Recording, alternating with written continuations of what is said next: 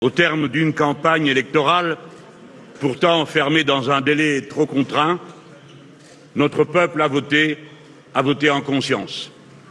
Je salue l'effort et la mobilisation des milliers de femmes et d'hommes qui se sont dévoués sans compter pour parvenir au résultat qui est acquis ce soir. Je salue celles et ceux qui ont accepté d'être candidats, celles et ceux qui ont accepté de retirer leur candidature, celles et ceux qui se sont mobilisés, porte à porte, tête à tête, pour convaincre partout et pour finir arracher un résultat que l'on nous disait impossible.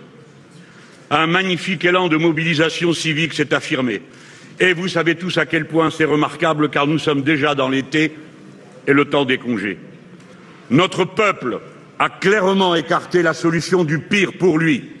Ce soir, le Rassemblement national est loin d'avoir la majorité absolue que les commentateurs lui prédisaient il y a une semaine à peine. C'est même tout le contraire. C'est un immense soulagement pour une écrasante majorité de personnes dans notre pays, celles qui constituent la Nouvelle-France comme celles qui l'ont toujours aimée de passion républicaine. Ces personnes se sont senties menacées terriblement. Désormais qu'elles se rassurent, elles ont gagné. Avec ces bulletins de vote, une majorité a fait un autre choix pour le pays. La volonté du peuple doit être dorénavant strictement respectée. Dès lors, aucun subterfuge, arrangement ou combinaison ne serait acceptable. En effet, les leçons du vote sont sans appel. La défaite du président de la République et de sa coalition est clairement confirmée. Le président doit s'incliner et admettre cette défaite sans tenter de la contourner de quelque façon que ce soit. Le Premier ministre doit s'en aller. En effet, il n'a jamais reçu la confiance de l'Assemblée nationale. Il vient de diriger la campagne perdue par son camp et il a reçu un vote de défiance populaire massif. Le président a le pouvoir. Le président a le devoir d'appeler le nouveau Front populaire à gouverner. Celui-ci y est prêt. Le nouveau Front populaire respectera le mandat que lui ont donné les votes pour ses candidats. La parole donnée sera tenue. Le nouveau Front populaire appliquera son programme. Rien que son programme, mais tout son programme. Celui-ci forme un tout dont on ne peut dissocier ni les différentes parties, ni les recettes et les dépenses, ni le déroulement de l'entrée en vigueur des mesures qu'il contient. Dès cet été, les mesures prévues par ce programme peuvent être prises par décret sans vote.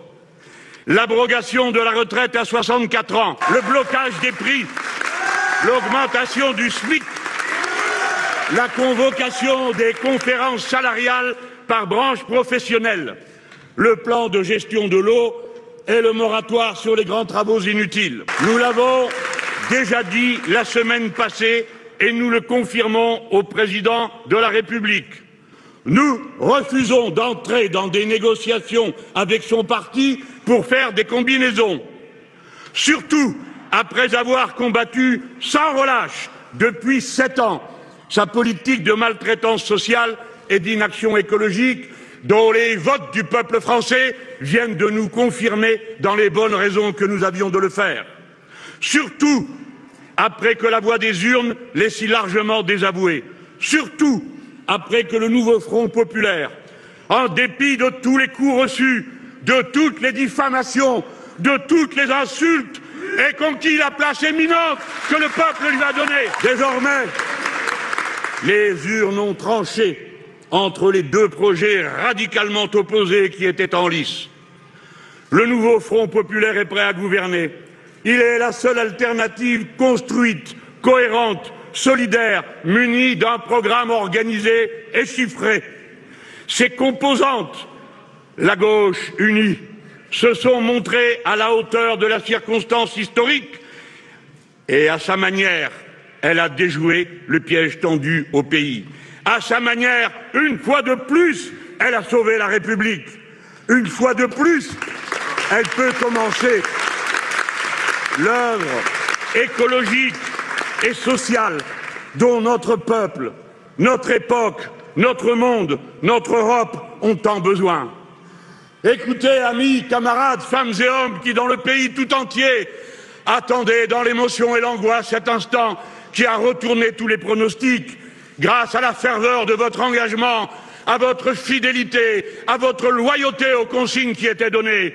Écoutez le poète quand il chante la France, au grand soleil d'été qui courbe la Provence, déjeuner de Bretagne aux bruyères d'Ardèche, quelque chose dans l'air dorénavant a cette transparence et ce goût du bonheur qui rend ma lèvre sèche, ma France.